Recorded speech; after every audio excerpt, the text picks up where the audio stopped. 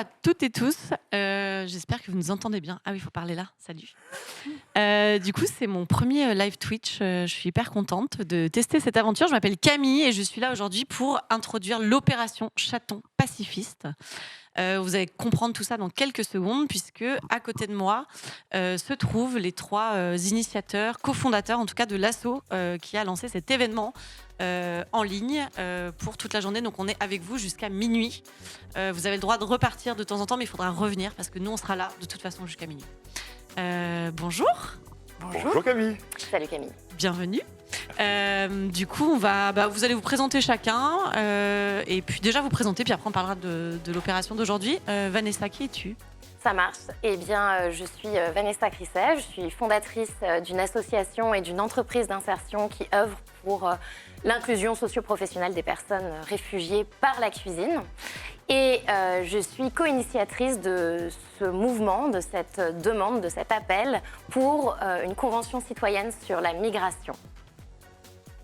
Super, merci. Antoine, qui es-tu ? Je suis Antoine de Clercq, je travaille dans le secteur associatif sur les questions d'insertion sociale et professionnelle des personnes migrantes et réfugiées, actuellement avec Refugee Food, qui fait un peu comme le réchaud de l'insertion dans le secteur de la restauration. Et on recevra Aruna tout à l'heure, qui est le chef de Refugee Food. Et je suis donc co-initiateur avec Flora et Vanessa de cet appel à la Convention citoyenne sur la migration. Super, merci. Flora ? Bonjour à tous, moi je suis Flora Vidal-Marron, je suis la fondatrice d'une école dédiée aux personnes exilées qui s'appelle Weavers. On forme et on facilite le recrutement de ces personnes. On est à Lyon, Annecy, Grenoble et un tout petit peu Paris. Et avec Vanessa et Antoine, je suis aussi la co-initiatrice de l'association pour une convention citoyenne sur la migration. Vous allez entendre beaucoup parler aujourd'hui de convention citoyenne, d'immigration, de migration, mais aussi de chatons, de paillettes. C'est quoi le lien entre ces deux sujets ? On va en parler, mais d'abord, pourquoi demander une convention citoyenne sur la migration ? D'où vient cette idée, etc. C'est pour moi ? Ouais. Une convention citoyenne, c'est une manière de demander un débat apaisé, éclairé par des faits sur la question migratoire, parce qu'on voit bien que c'est un sujet particulièrement clivant, qui hystérise pas mal la société et qui nous semble extrêmement urgent de pouvoir en parler sereinement, en dehors de toutes les polémiques et de tous les débats politiciens, parce que c'est quand même un sujet qui fait monter de plus en plus la question du repli identitaire, la question de l'extrême droite.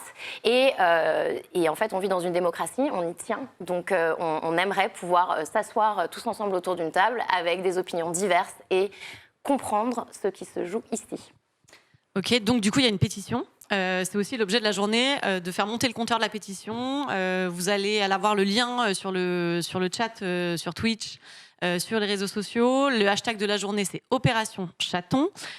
Et pour un débat apaisé. Et donc, vous retrouvez le lien de la pétition. On part avec 6200 et des brouettes. Et puis, on espère bientôt atteindre les 10 000. Et croisons les doigts, les 20 ou 30 000 d'ici la fin de la journée. C'est un premier palier qui nous permettra ensuite d'atteindre beaucoup plus facilement des cercles plus éloignés de ces sujets. Donc, vraiment, si vous êtes là, vous êtes connectés, bienvenue. Super. Maintenant, partagez la pétition. Et signez-la surtout. Quel rapport entre cette pétition et les chatons avec qui c'était pour Flora ou c'était pour Antoine ça ? Non mais Antoine, parle-nous un peu plus de la pétition. À quoi ça sert la pétition dans ce Pourquoi on fait une pétition ? Oui. Alors, d'abord, il faut rappeler que la convention citoyenne, une convention citoyenne, c'est organisé par une institution qui est la troisième chambre de la Constitution française. Elle n'est pas très connue. Ça s'appelle le Conseil social, économique et environnemental, le CESE. Le CESE. C'est celle institution qui organise, qui est apartisan, qui est neutre, qui n'est pas une institution avec des élus, mais des conseillers de la société civile qui y sont nommés. Et c'est cette institution qui organise les conventions citoyennes, qui a organisé celle sur le climat en 2019 et qui tient là en ce moment même les débats finaux sur la convention fin de vie. Oui, parce que ce week-end, c'est donc le dernier week-end pour les citoyens qui ont été tirés au sort et ils se réunissent au CESE pour le bilan de la convention citoyenne fin de vie. Alors je pense que dans la journée, on va revenir sur ce que c'est que cette histoire de convention citoyenne, à quoi ça sert, comment ça marche. Mais donc c'est une institution de la République qui organise ça. Et donc il faut que cette institution soit saisie, soit mandatée par le pouvoir exécutif, par Madame la Première ministre, pour qu'une convention citoyenne puisse se tenir. Et donc on a besoin de faire entendre notre voix auprès de Madame la Première ministre, du Président de la République et puis de toutes les institutions françaises pour justifier l'intérêt d'une convention citoyenne sur la migration. Et donc pour ça, on a plein de soutiens déjà. On a des associations en nombre, et donc Yann de Utopia est là dans le public et nous rejoindra tout à l'heure pour expliquer pourquoi il trouve que c'est une démarche importante. On a des chercheurs, 400 chercheurs ont signé une tribune dans la presse pour dire à quel point il était important de remettre des faits objectifs sur le sujet de la migration. Mais on a besoin aussi de montrer que eh bien, les citoyens eux-mêmes se saisissent de ce sujet et trouvent que le débat ne se produit pas de la bonne manière et réclame, demande, exige qu'une convention citoyenne sur la migration puisse se tenir.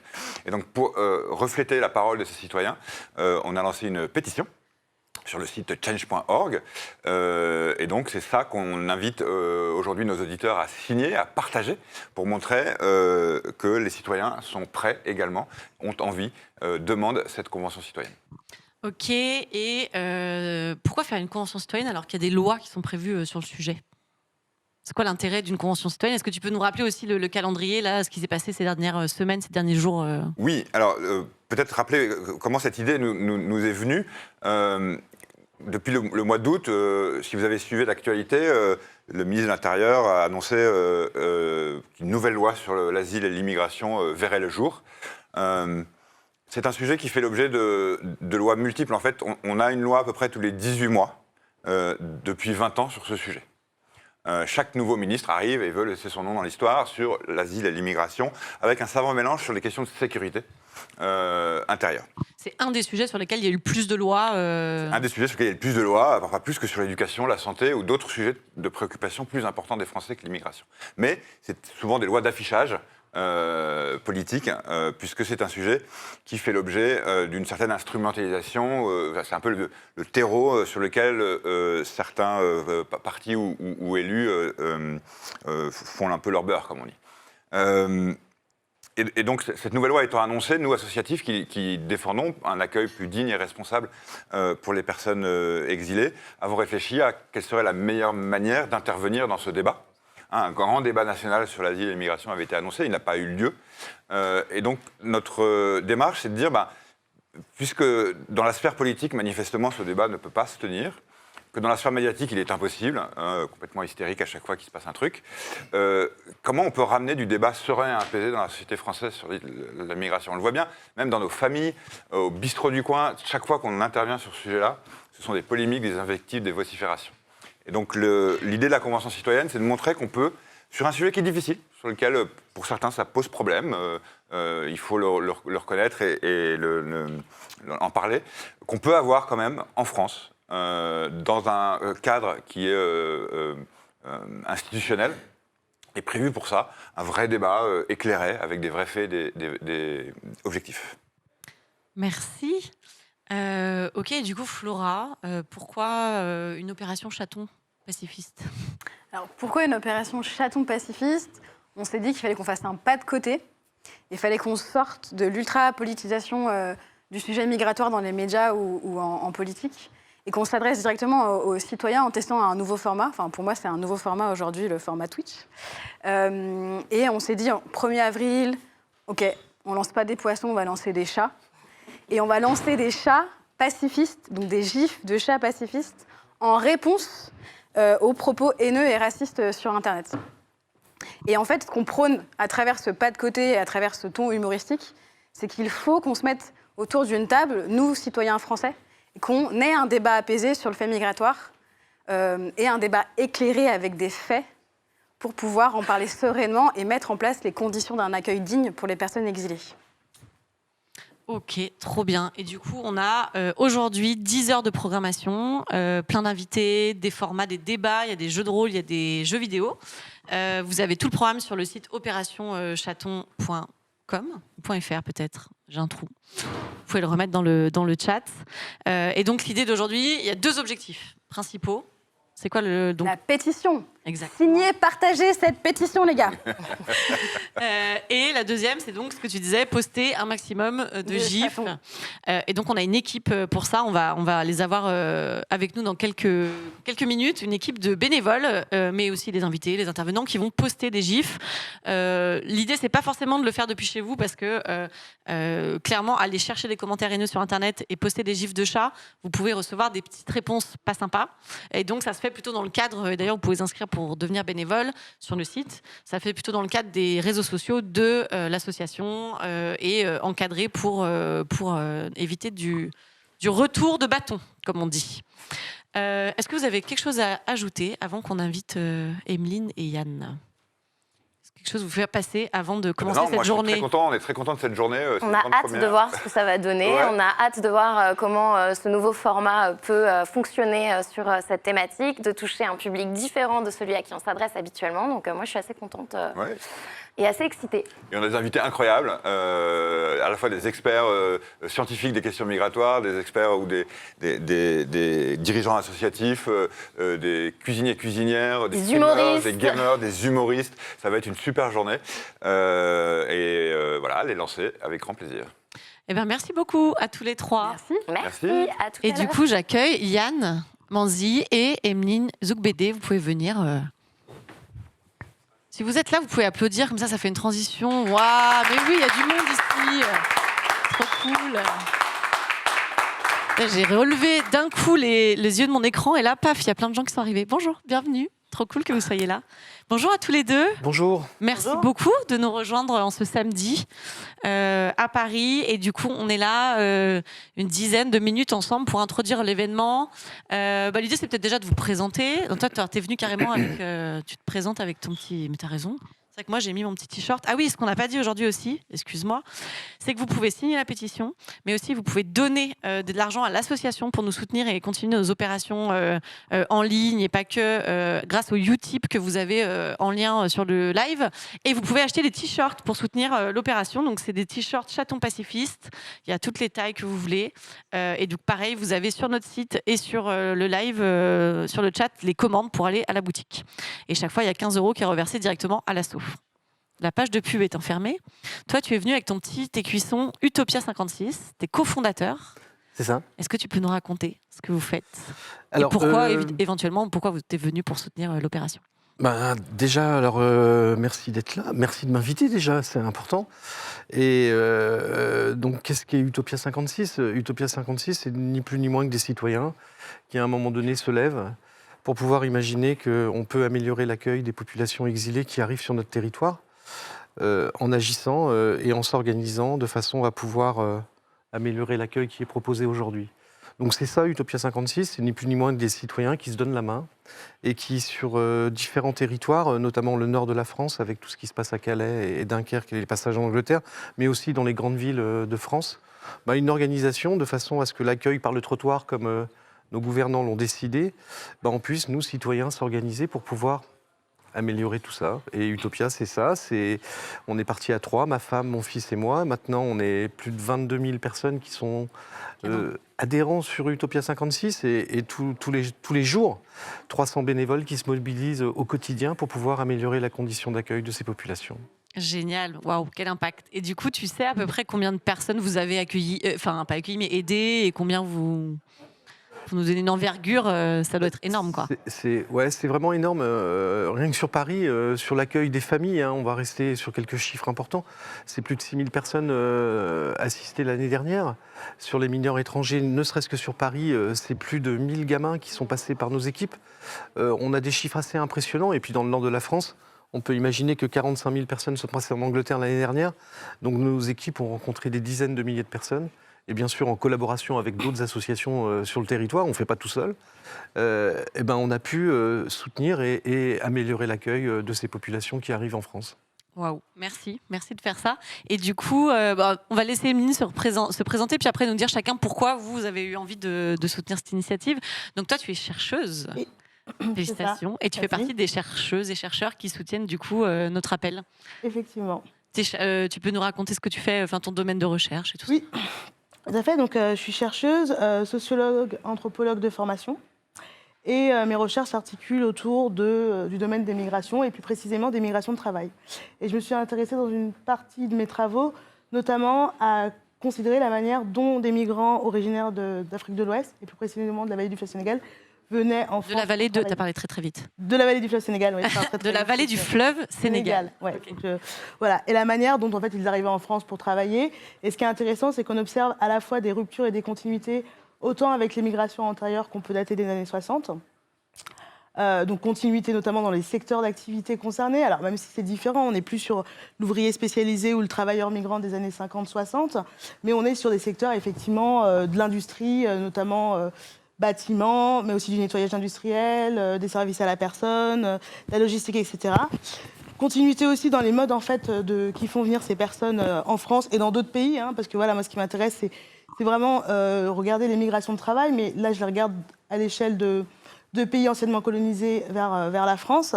Mais il faut savoir que ça concerne des mouvements migratoires beaucoup plus globaux et beaucoup plus larges dans le continent africain de manière particulière, mais aussi sur les autres continents. Et aussi des ruptures, et des ruptures assez symboliques, notamment dans la mesure où en fait, on est dans un monde globalisé, et je pense qu'on y reviendra dans cette journée, et c'est ce qui pose aussi la question de la migration, et pas de l'immigration. Hein. Et c'est Abdelmalek Sayed qui disait qu'il faut bien considérer que l'immigration a son pendant, a son versant, qui est l'émigration. Donc on part toujours de quelque part pour arriver quelque part, et il faut considérer ces deux processus. Et donc une rupture avec ces mouvements aussi globalisés, où on a une circulation des biens, des idées et donc des personnes. Et donc ce que j'ai étudié dans mes travaux, c'est aussi toute une jeunesse qui a envie de se mettre en mouvement et de découvrir ce que j'appelle des nouveaux mondes, et donc de parcourir le monde et de voir ce qui s'y passe. Et une rupture aussi, hein, et là quelque chose de plus tragique, notamment sur la manière dont les personnes ont accès au séjour et au droit du travail. Et là on revient sur toutes les politiques migratoires restrictives depuis la fin des années 70 et qui se sont accentuées dans les années 80, 90 jusqu'à aujourd'hui, quoi. Je retiens deux choses de ce que tu dis, c'est vraiment la distinction entre immigration, migration et émigration. Ouais. Et c'est un point important parce que nous, depuis le début de l'initiative, les cofondateurs, hein, que vous venez de voir, Vanessa, Antoine Flora, insistent pour qu'on parle de convention citoyenne sur la migration. Et c'est pas anecdotique. Et souvent, quand c'est repris dans la presse, les gens disent la convention citoyenne sur l'immigration, qui a une connotation beaucoup plus politique, voire électoraliste. Donc ça, on va avoir l'occasion, parce qu'il y a 3 moments de table ronde cet après-midi pour comprendre mieux les faits de la migration, etc. Donc on va avoir le temps d'en parler. Et puis ce que je retiens de ton intervention, c'est surtout que c'est un sujet scientifique. C'est-à-dire que comme sur d'autres sujets de société, il y a des faits, il y a des scientifiques, il y a des recherches. Et c'est aussi pour ça qu'il y a 400 chercheurs qui ont publié une tribune pour soutenir cette initiative. Et ce que je retiens aussi dans ce que disait Antoine tout à l'heure, c'est que l'un des enjeux de la Convention, ça serait justement de replacer ces faits un peu au centre du débat et de s'éloigner des sentiments, des ressentiments pour avoir des politiques publiques peut-être plus objectivées, si on peut dire ça. Donc merci en tant que chercheuse de te positionner sur ces sujets-là. Et du coup, toi, donc, vous êtes un échantillon de nombreux soutiens qu'on a reçus, mais pourquoi toi, Yann, en tant qu'acteur associatif, cofondateur d'Utopia, tu penses que c'est important d'aller vers cette idée de convention citoyenne Comme a été dit dans la présentation, c'est un sujet qui nous concerne tous en fait, et que bien sûr dépassionner ces débats politiques et sortir un petit peu de justement ce traitement politique, et que le citoyen qui agit sur le terrain, c'est scientifique, que tous ces gens qui travaillent en réalité avec ces populations qui nous arrivent et les populations exilées, qu'on ait notre mot à dire et qu'on dépassionne un peu tout ça. Oui, ce que j'entends dans ce que tu dis, c'est que de toute façon, ils arrivent. Je crois que l'histoire du monde et l'histoire de l'homme est faite de migration. Donc ça, après, c'est comment on va présenter tout ça. Et je pense qu'aujourd'hui, justement, il est temps de revenir à un débat sur lequel les citoyens ont leur mot à dire. Et les politiques qui se sont accaparés la légitimité de ce sujet migratoire où personne n'aurait le droit de citer, si ce n'est les politiques. Aujourd'hui, je pense que justement, les citoyens ont quelque chose à dire dans tout ça. Et surtout, quelque chose à dire en témoignant de la réalité de ce qu'ils ont pu apprendre sur ce qu'ils voient sur ce territoire français et européen. Donc il est temps de dépassionner tout ça et surtout de sortir et de ne pas laisser la place à l'extrême droite et à la droite qui monte. C'est ce que nous constatons sur le terrain, nous, depuis des années et depuis des décennies. Moi qui suis intéressé par le fait politique depuis des décennies, je vois cette droite extrême et monter dans notre pays. monter dans notre Europe et monter dans le monde. Et je pense qu'à un moment donné, il faut prendre conscience de ce qui se passe en ce moment sur justement l'accueil de ces populations et qu'est-ce que la France et l'Europe fait. Et je pense que tous ces débats vont nous permettre d'avancer, de parler, d'échanger et aussi de dire des choses que dont les citoyens ne sont pas au courant. C'est aussi la réalité de ce qu'on vit, nous, sur le terrain, en dehors de la grosse sphère médiatique. Oui, ça, il y a beaucoup aussi d'idées reçues, d'images, de projections, alors que les gens ne sont pas forcément en contact direct avec cette réalité. Oui, bien sûr. Ouais. Ok, merci. Et du coup, pour revenir un tout petit peu peut-être sur la loi, enfin peut-être d'ailleurs à tous les deux, donc il y avait une loi qui devait être présentée au Sénat, qui devait être débattue en examen en plénière au Sénat le 28 mars, qui a été repoussée, voire on dit qu'elle va être, il a été annoncé qu'elle allait être séparée en plusieurs morceaux. Pourquoi, quel lien avec cette convention citoyenne? En quoi ça peut être complémentaire? Comment vous observez ce calendrier électoral, ce calendrier législatif, parce que c'est pas les élections, mais... Ok, merci. Oui, alors après, voilà, je ne suis pas une experte législative, mais moi, ce qui me semble hyper intéressant, justement, et c'est aussi ma participation à cette opération, c'est de réclamer une convention citoyenne sur le phénomène migratoire, et on l'a rappelé, on essaye aussi de l'infuser un peu, je pense, tout au long de la journée.